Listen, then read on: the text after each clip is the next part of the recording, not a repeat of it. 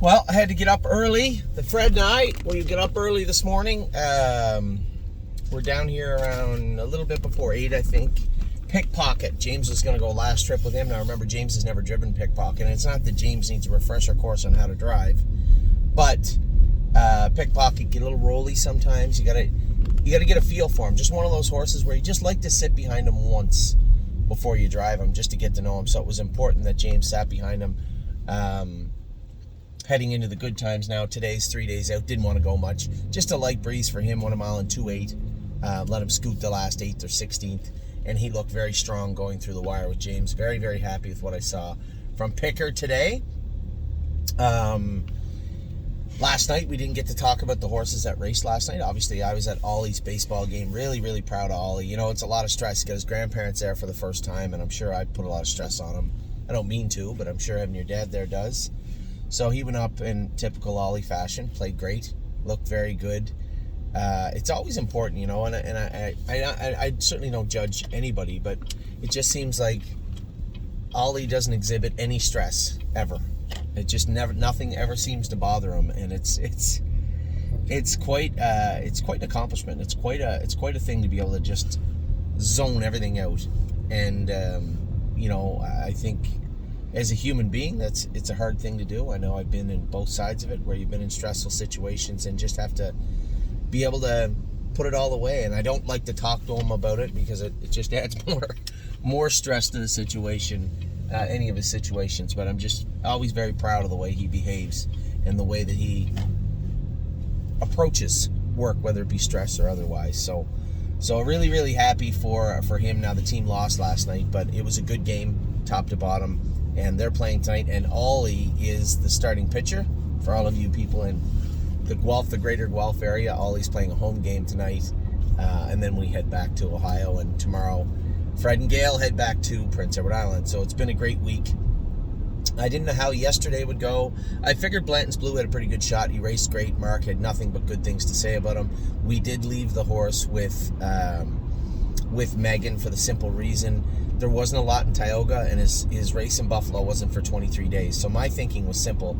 If we got him down to the Tioga area and there wasn't anything in Tioga, and then the races in Buffalo, numbers of 3, numbers of 4, were all mixed company, you're in the same problem. Now you're racing against aged horses dropping down, and it's not preferable, although racing in a straight numbers of 4 may not be preferable in the area he's in. But with everything being unknown, I just thought being around where you could race at Poconos, Philly, Yonkers, or even Monticello again if you wanted to, it was an easier fit. So I left that up to Megan to do, and she'll find a spot for him, I'm sure. I'm sure she'll find a spot for him in the next week or so. If I'm wrong, then I'm wrong, but it just seemed like more paths, at the very least, more paths for Blandon's Blue where he was. So that's why he's there. He'll race leading up to Buffalo, and then we'll race him in Buffalo, and then I think he goes back down towards Saratoga and Yonkers. So again, if we like what we see, there's a lot of paths available for Blanton's Blue right now, and if we like what we see Excelsior Series wise, then he just stay with no, Goshen is in the middle somewhere. He'll just stay with Megan around that time, and it makes the most sense. To me, it did anyway. Looks Like Money, I thought raced good, but when they come 26-1, it's hard to make up any ground, right? You know, Seabiscuit couldn't come from 6th, come in 26 seconds and make up much ground. He raced good, got up for 5th, just got beat for 4th. I would like to see him get a toe in behind those horses, 2nd or 3rd. Now, I don't think Looks Like Money yet. You guys have to understand, when you're coming back from an injury, it may take 10, 12, 15 starts before you see the best form of a horse at that level, right? It's much like Major League Baseball. I don't care who you are. If you're rehabbing in the minors and you come back up to the big leagues, it takes a special pitcher just to jump back into the rotation and be as effective as they were before. It takes time. And the big takeaway from Looks Like Money is he's sound. He's staying sound. That old injury has not been aggravated or bothering him, which is important. And as he gets his confidence back, inch by inch, you're going to see him. And some night, on a hot night, you're going to see him travel in behind those horses and go a big mile. I'm sure of it. But until then, we're going to have to take 2nd, 3rd, 4th, and 5th best we can until then. So that's what's up with Looks Like Money. Sirius Dragon, I think Ken Middleton probably said it right. Halfway down the lane, he said, and Sirius Dragon sits right down on James. What he meant by that was James called on him, and he just kind of froze. And to be fair, to be completely fair, that's not unusual for the Racing Hills to do. I believe he's a Racing Hill. I can't look it up on here. I guess I should have looked before I said that. Nice horse, but nothing comes easy, right? And a horse get up the inside and beat him. I think if he's following a leader that does the same, maybe he gets up and beats him. But he's coming forward, right? He looked like he manhandled that class until he didn't, right? Until he did sit down on James. So get him to a place where he's not sitting down, where he is confident, where he is racing good. But if we're going to pick up seconds, and that's not the end of the world either. So Sirius Dragon raced okay. And then the last two I was really watching, Brace for Landing, followed speed, 55, 27, and 3. Was it impressive? Absolutely not.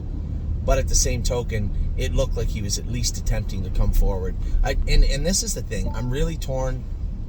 I felt that I made a mistake sending him to Ontario, but now that he's here, now that he has no money made last 4, and he fits in the bottom class, do we just let him at least race his way into where he can win, or be first or second, get a couple of dollars together, and then before he jumps back up where we know he's been struggling, we move him at that point? Do we let him try and come around? I know Dominic said, Jody said he was good. So here's my take. Take the racetrack side of it away from everything. Pick Brace for Landing has always been kind of a lean horse. He'd eat good, but he was lean. He was always hot on the track, which led to him being lean. That stress he puts on himself. We talk about it like that. He keeps himself lean. He doesn't put on what I'd like to see, a very healthy looking amount of weight on him. Now, Dominic said he's been quiet at the farm on the track. He's been quiet training. He's been eating really good, and he actually put some weight on. Oh man, that's something you have to think about, because I know when he was in Kentucky, when he was at the track, when he was with Eric said he was really hot and really hard on himself, jogging and warming up and training, whereas Dominic says at the farm, where he's used to, here in Ontario, he's quiet as a kitten. Doesn't have to jog him with the chain or a snake cord on, he just jogs along. When you go to train him, he's good. Raced last night, come off the gate, followed speed, and raced okay. So there's more to it than just the obvious, right? A lot of trees in that forest, and I'm trying to figure out what's the best way for him. I mean, it's been a horrible end of spring. You know, I thought we got off to a great start when we were in the right class in Oak Grove. He was second, he was third. Looked like he was poised to maybe get the job done, and then they didn't rate the class anymore. He ended up having to win the Open, where he just got obliterated for 2, 3, 4 starts. And now we're trying to get him back on track. So we'll see. We'll see. I guess I'm not as apt just to say get him out of there, simply because, 1, he's eating good, he's putting weight on, he's being quiet and comfortable. And 2, it's not like you're going to move him somewhere and he's going to kill them.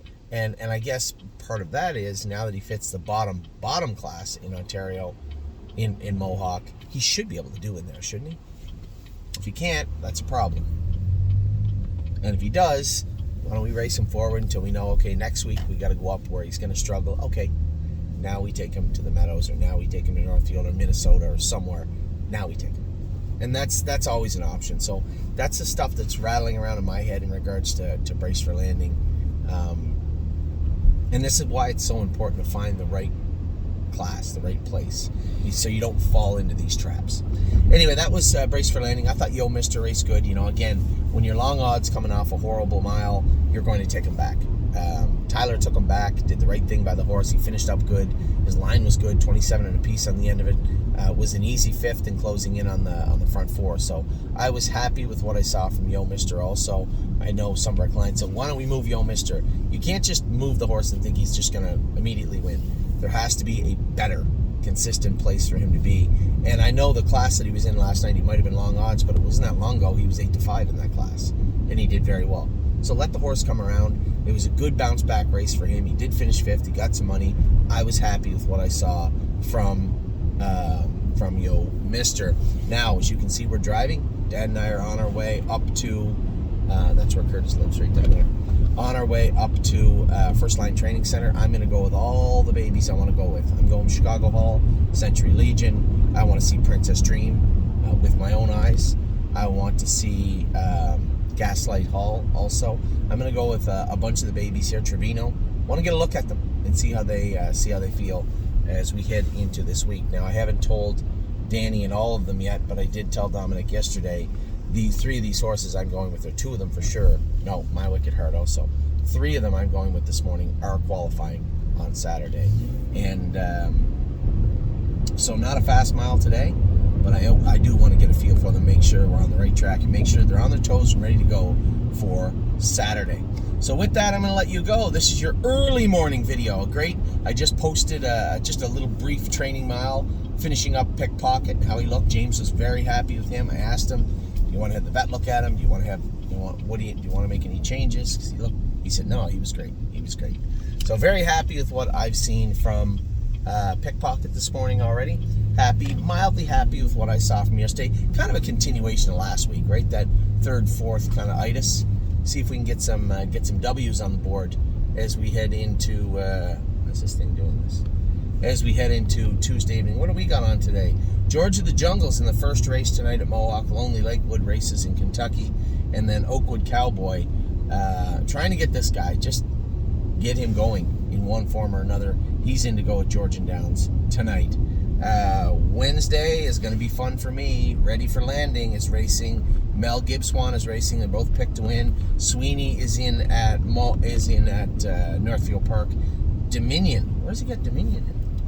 Grand River Raceway. Oh, that's 5/8 now. I want to see that track go. Oh, yeah, Grand River. We should have. They raced tonight. Maybe we'll drop up and watch Grand River after Ollie's race. After Ollie's game. It's only another 20 minutes north. Oh, why don't we do it? I've never seen the track yet. I'd like to see Jenna. Yeah, we're gonna go up and see. The race at Grand River tonight. Then we also got Purple People Eater and Prince Charmer. It's gonna be hard to hide from some sort of good news on Wednesday. I think, from what I'm looking at, 4 of the 6 horses should be heavily favored. So it'll be tough to screw that up, I believe. Anyway, we'll see. It's always possible, though. We'll see how tonight goes. We'll see how Ollie's game goes. We'll see how Wednesday goes. Should be a fun rest of the week. Now compiling a list of horses to head over to the Meadows to qualify on Tuesday, and I already have a long list. I have to whittle that down to 5 because only 5 fit in the trailer. So we'll see which 5 head over to the Meadows for next Tuesday. I'll talk to you guys soon, very soon actually. I'll give you a little update after I go with these babies, but I wanted to update everybody on how our morning's going. It's a beautiful morning. It's a great morning so far. Pickpocket was good. The draw is today. Lots more ahead. Take care.